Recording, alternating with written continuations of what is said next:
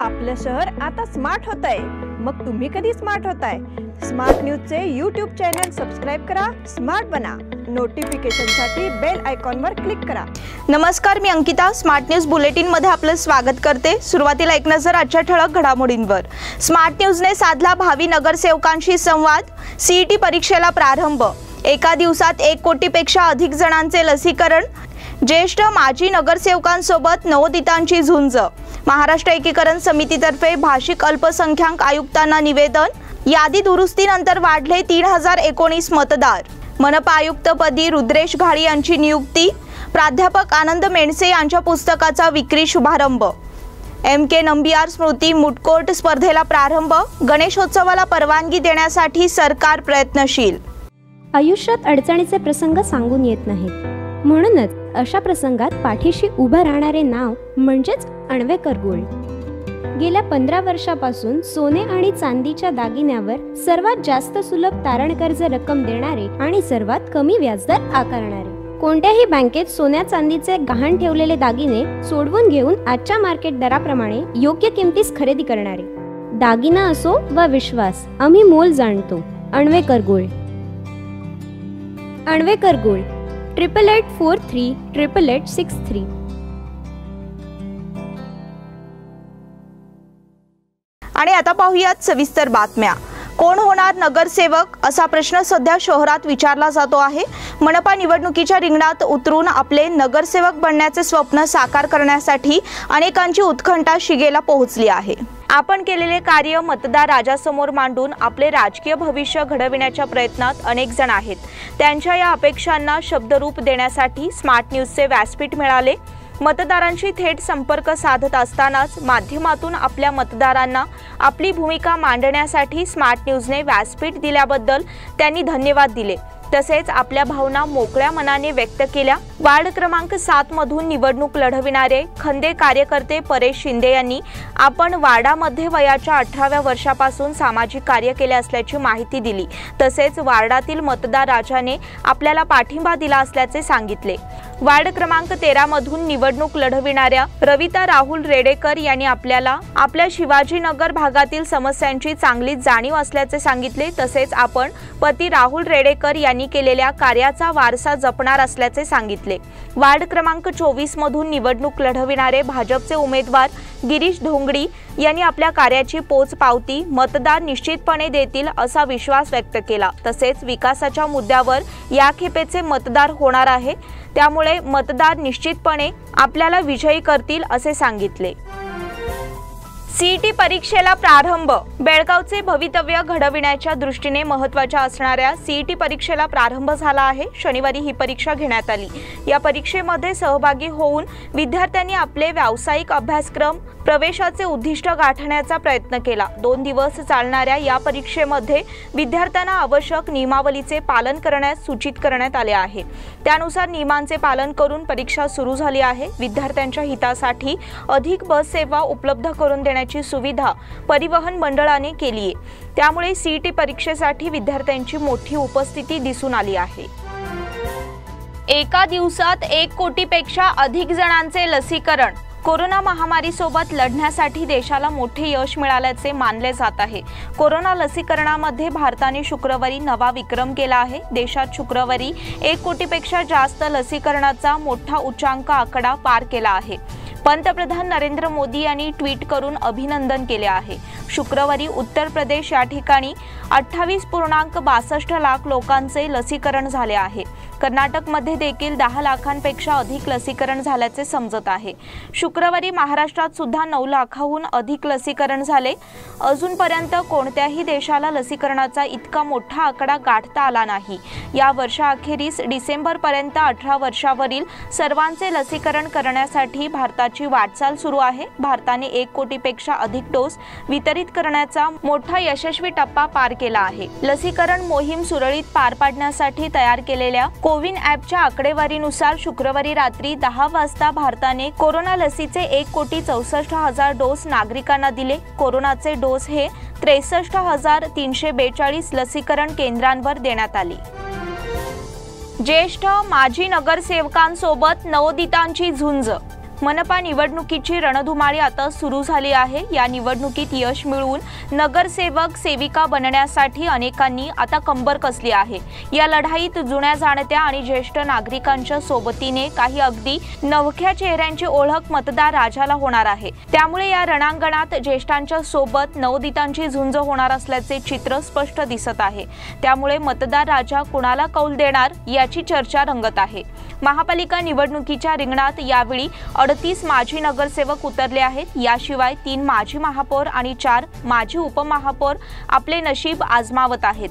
आप्पासाहेब पुजारी, महेश नाईक आणि वंदना बेळगुंदकर हे 3 माजी महापौर यावेळी निवडणूक लढवित आहेत। यापैकी वंदना बेळगुंदकर या 2 वेळा महापौर होत्या। मागील सभागृहात नगरसेवक असलेले अनेक जण यावेळी पुन्हा निवडणूक लढवित आहेत। माजी नगरसेवकांना आरक्षणाचा फटका बसल्यामुळे त्यांनी आपल्या पत्नींना निवडणूक रिंगणात उतरवले आहे। वार्ड पुनर्रचना करताना आणि आरक्षण निश्चित करताना मागील सभागृहातील काही नगरसेवकांना लक्ष्य करण्यात आले। मागील सभागृहात ज्या नगरसेवकांनी आमदारांशी पंगा घेतला होता त्यांचे वार्ड आरक्षित ठेवण्यात आले।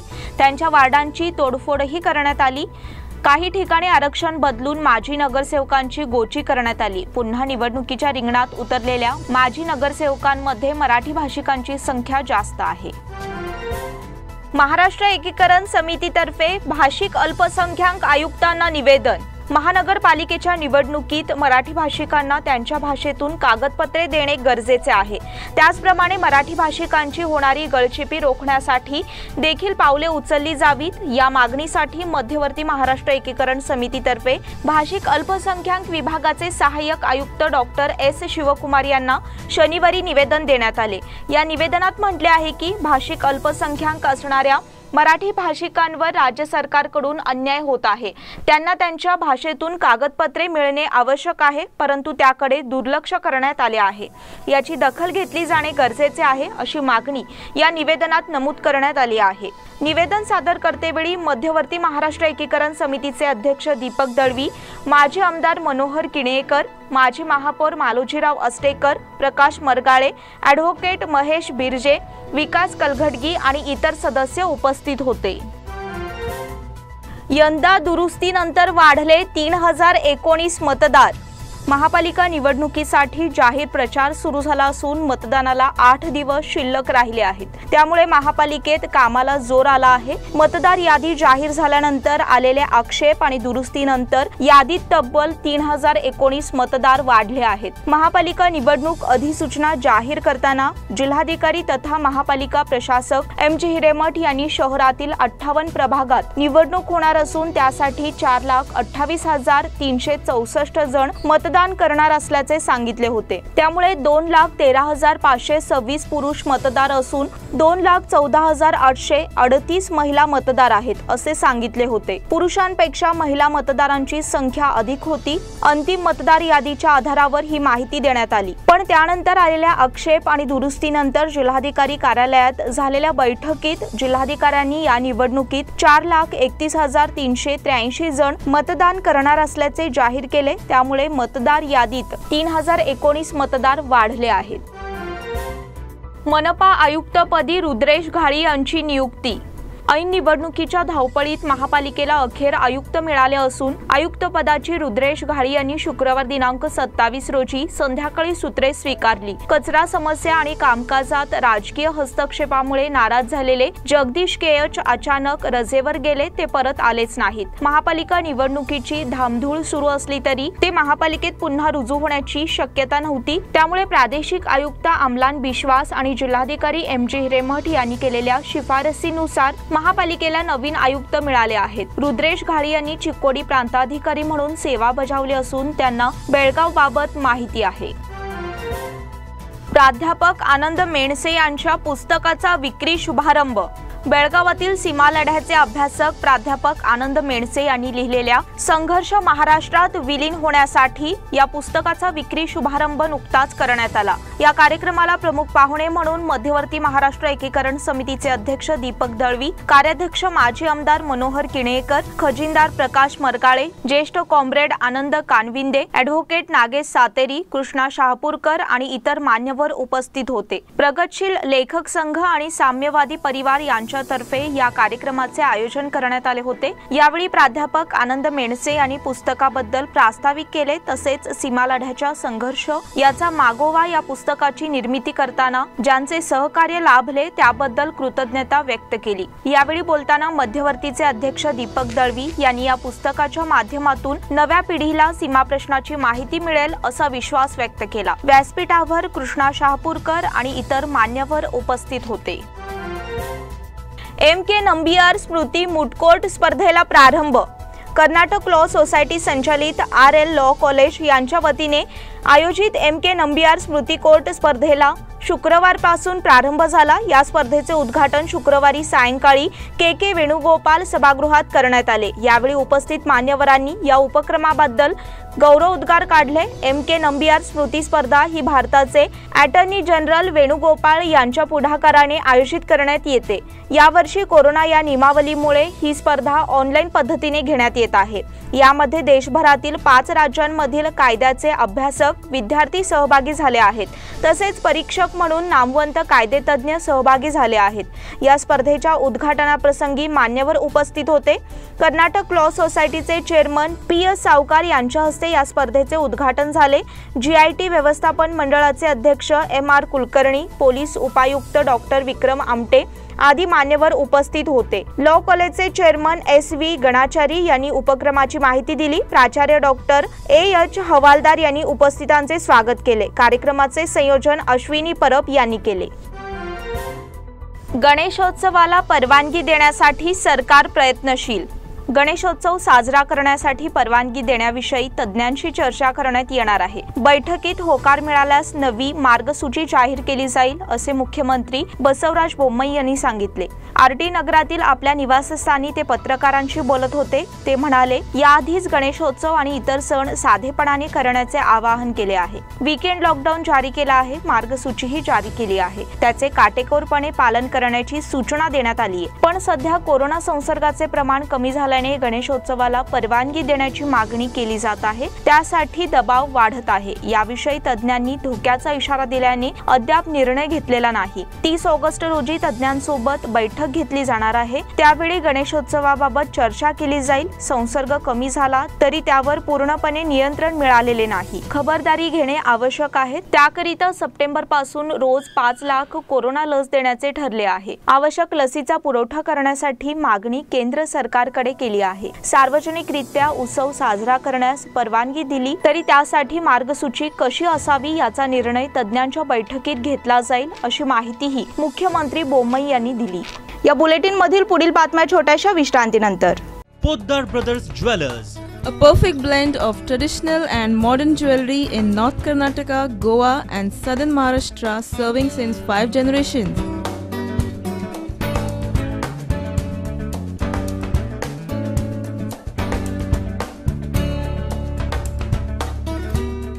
exclusive gold, silver and platinum jewelry showroom.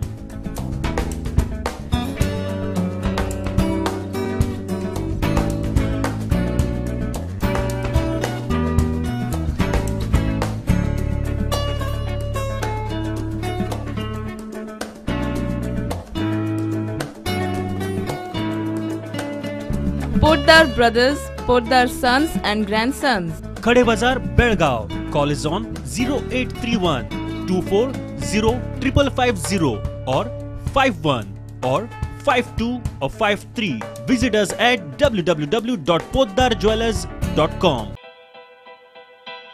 बेलगाम वासियों के पसंद में उतरा उड़ान बार एंड रेस्टोरेंट।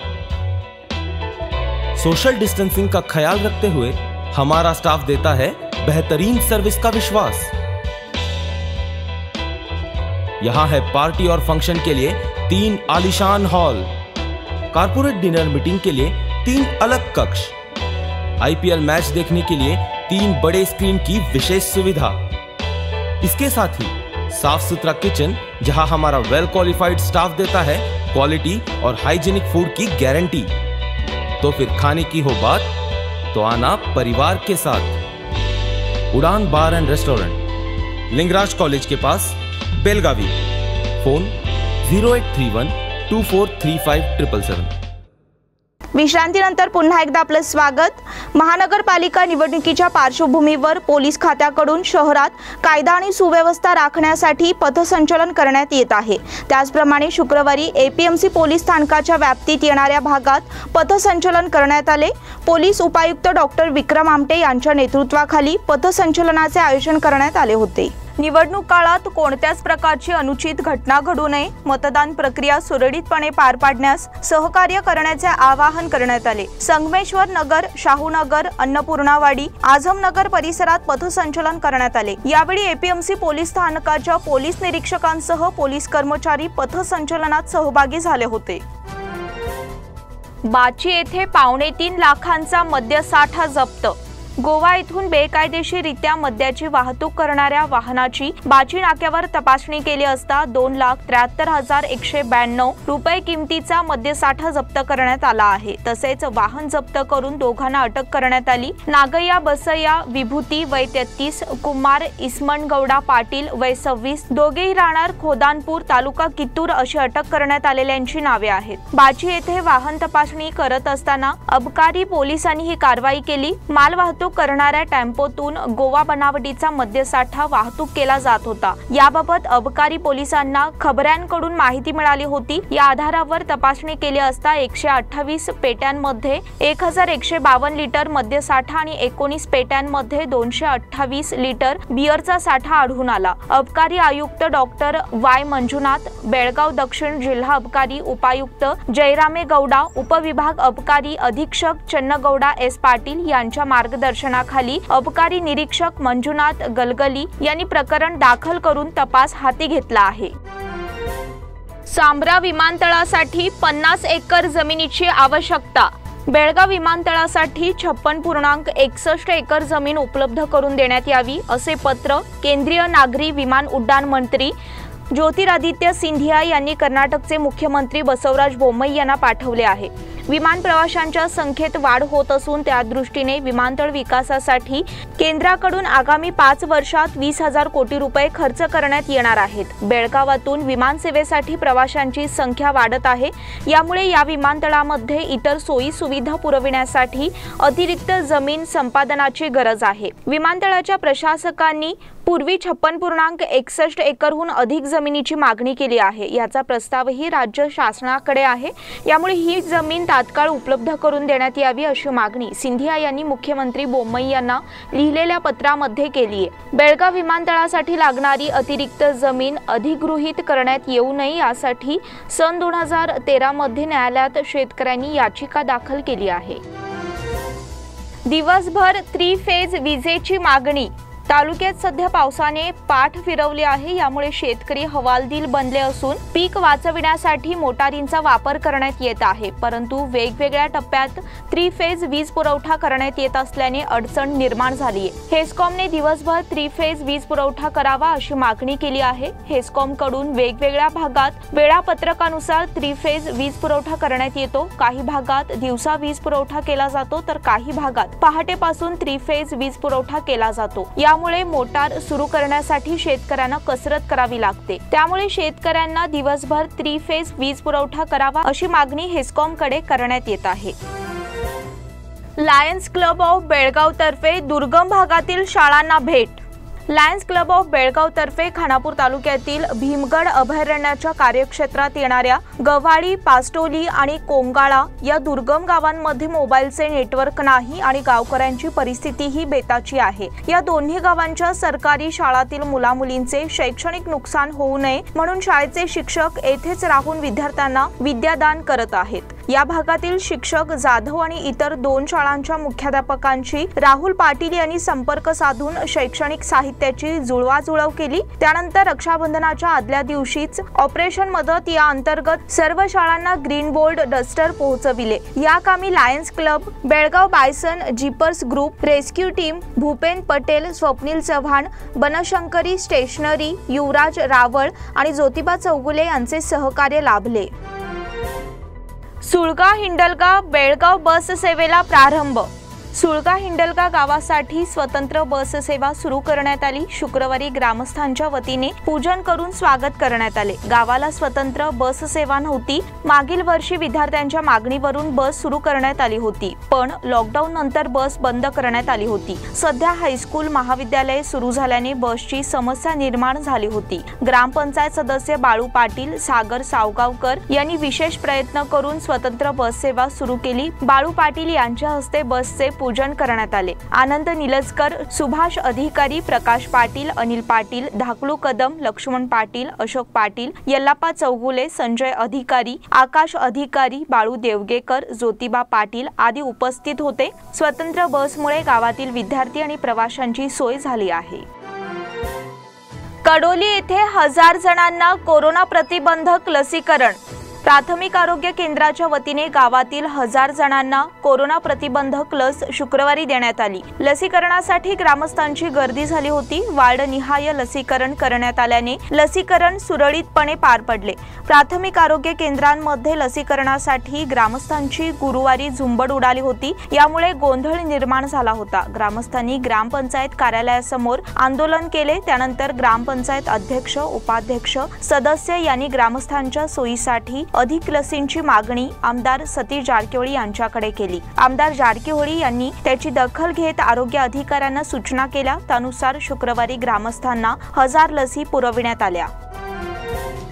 कणबर्गी परिसरात आज उद्या वीज पुरवठा खंडित। कणबर्गी भागात हेस्कॉम कडून दुरुस्तीचे काम हाती घेण्यात येणार असल्याने शनिवार दिनांक 28 आणि रविवार दिनांक 29 रोजी सकाळी 9 ते दुपारी 4 या वेळेत वीज पुरवठा खंडित केला जाणार आहे, असे कळविण्यात आले आहे। ऑटोनगर औद्योगिक वसाहत, KSIDB औद्योगिक वसाहत, Siddheshwar foundry, Tata power, KSRTC depot, Ayurvedic college, KADB Autonagar industrial विभाग, यमनापूर, काकती, मुत्यानट्टी, बसवनकोळ, कणबर्गी, मुचंडी, कलखांब, अस्टे या भागातील वीज पुरवठा खंडित करण्यात येणार आहे। गांजा विक्री प्रकरणी धाड टाकून दोघांना अटक। गांजाची विक्री करत असलेल्या ठिकाणी पोलिसांनी धाड घालून 4 किलो 15 ग्रॅम गांजा जप्त करण्यात आला आहे। ही कारवाई शुक्रवारी शिवबसवनगर येथे करण्यात आली। या गांजा विक्री प्रकरणात 2 जणांना अटक केली आहे। जप्त करण्यात आलेल्या गांजाची अंदाजे किंमत 20,000 रुपये इतकी होते। माळमारुती पोलीस स्थानकाचे पोलीस निरीक्षक आणि त्यांच्या सहकाऱ्यांनी ही कारवाई केली। या दोघांवर गुन्हा दाखल करून न्यायालयासमोर हजर केले असता त्यांची कारागृहाला रवानगी करण्यात आली आहे। पुण्यातील आर्मी स्पोर्ट्स सेंटरला ऑलिम्पिकपटू सुवर्णपदक विजेता नीरज चोप्राचे नाव। जेथे नीरजने दररोज कसून सराव केला आणि ऑलिम्पिक सुवर्ण पदकाला गवसणी घातली, त्या मैदानालाच नीरज चोप्रा स्टेडियम असे नाव देशाचे संरक्षण मंत्री राजनाथ सिंह यांनी घोषित करताच नीरज चोप्राचे डोळे पाणावले आणि लष्कराच्या तिन्ही दलातील जवानांचा ऊर अभिमानाने भरून आला।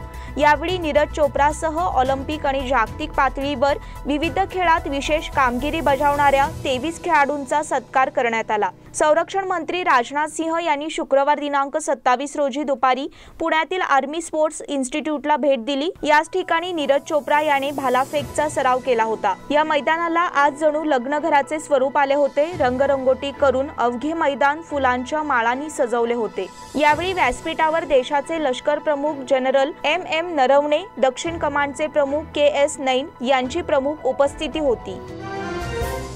मँचेस्टर युनायटेडमध्ये रोनाल्डोचे पुनरागमन। क्रिस्टियानो रोनाल्डोचे मँचेस्टर युनायटेडमधील पुनरागमन शुक्रवारी निश्चित झाले आहे। रोनाल्डोने युव्हेंटस क्लबमधून स्थलांतरण प्रक्रिया पूर्ण केल्याच्या वृत्ताला संबंधित क्लबकडून दुजोरा देण्यात आला आहे। पोर्तुगालचा आक्रमक रोनाल्डोने 2006 ते 2009 या कालावधीत मँचेस्टरला 8 महत्त्वाची जेतेपदे जिंकून दिली होती। याबाबत कराराचा आकडा स्पष्ट होऊ शकलेला नसला तरी ब्रिटन आणि इटलीच्या प्रसारमाध्यमांनी रोनाल्डोचे 2 वर्षांसाठी 2,50,00,000 युरोचा करार केल्याचे म्हटले आहे। 2018 मध्ये रोनाल्डोने रियाल माद्रिदमधून युव्हेंटस क्लबमध्ये स्थलांतराचा करार केला होता।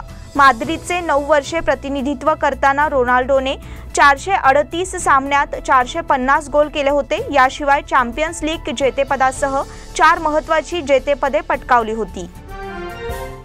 डॉक्टर अमित जडे यांच्या सुदृढता शोध निबंधाला बहुमान। गोगटे वाणिज्य महाविद्यालयाचे क्रीडा प्राचार्य डॉक्टर अमित जडे यांनी कोविड-19 या कालावधीत क्रीडा क्षेत्रावरील आंतरराष्ट्रीय ई परिषदेत शोध निबंध सादर केला। हा शोध निबंध उद्या रविवार दिनांक 29 ऑगस्ट रोजी आंतरराष्ट्रीय जर्नलमध्ये प्रकाशित केला जाणार आहे। आंतरराष्ट्रीय ई परिषदेचे क्रीडा आणि संशोधन संस्था तिरुअनंतपुरम यांनी आयोजन केले होते। डॉक्टर जडे यांनी सुदृढता शोध निबंध सादर केला। आजपर्यंत त्यांनी राष्ट्रीय परिषद आणि UGC जनरलमध्ये अनेक शोध निबंध तर 3 आंतरराष्ट्रीय शोध निबंध प्रकाशित केले आहेत। या जनरलमध्ये शोध निबंध प्रकाशित होण्याचा बहुमान प्राध्यापक अमित जडे यांना लाभला आहे। त्यांना प्राध्यापक रोहित मुतकेकर, मिस्टर इंडिया सुनील आपटेकर, अजित सिद्धनावर, रणजित किलेकर आणि प्रकाश पुजारी यांचे मार्गदर्शन लाभले। शालेय स्तरावरच क्रीडापटू घडविणे योग्य, मुकुंद किल्लेकर। नुकत्याच संपन्न झालेल्या ऑलिम्पिक स्पर्धेत भारताला संमिश्र यश मिळाले असून पुढील ऑलिम्पिक स्पर्धेत पुन्हा पदकांची लयलूट करायची असल्यास शालेय स्तरावर क्रीडापटू घडविणे अत्यंत गरजेचे आहे। यासाठी क्रीडा शिक्षकांना सर्व सुविधा उपलब्ध करून देणे महत्त्वाचे आहे, असे प्रतिपादन अर्जुन पुरस्कार विजेते मुकुंद किल्लेकर यांनी व्यक्त केले। अनगोळ येथील संत मीरा इंग्रजी माध्यम शाळेच्या माधव सभागृहात सार्वजनिक शिक्षण खाते बेळगाव, बेळगाव शहर माध्यमिक शारीरिक शिक्षक संघटना आणि माध्यमिक शिक्षक संघटना बेळगाव जिल्हा यांच्या संयुक्त विद्यमाने बेळगाव शहर प्राथमिक आणि माध्यमिक क्रीडा शिक्षकांसाठी राष्ट्रीय क्रीडा दिनाचे औचित्य साधून क्रीडा प्रश्नमंजुषा स्पर्धेच्या उद्घाटनाला प्रमुख पाहुणे म्हणून अर्जुन पुरस्कार विजेते बॉक्सिंग प्रशिक्षक मुकुंद किल्लेकर, जिल्हा शारीरिक शिक्षण अधिकारी DS डिग्रीज, संत मीरा इंग्रजी माध्यम शाळेचे प्रशासक राघवेंद्र कुलकर्णी, शहराचे PO BR मठपती, प्राचार्य MM सिंदूर, रिझवान नार्वेकर, SS समिती कॉलेजचे निवृत्त क्रीडा प्राध्यापक ST पाटील, संत मीरा शाळेच्या मुख्याध्यापिका सुजाता दप्तरदार, माध्यमिक शिक्षक संघटनेचे सचिव उमेश कुलकर्णी, शहर माध्यमिक शारीरिक शिक्षक संघटनेचे अध्यक्ष RP वंटगुडी सह अनेक शिक्षक वर्ग उपस्थित होता। कार्यक्रमाचे सूत्रसंचालन उषा पालनकर तर NB पाटील यांनी आभार मानले। याचबरोबर स्मार्ट न्यूजचे आजचे बुलेटिन इथेच संपले। धन्यवाद।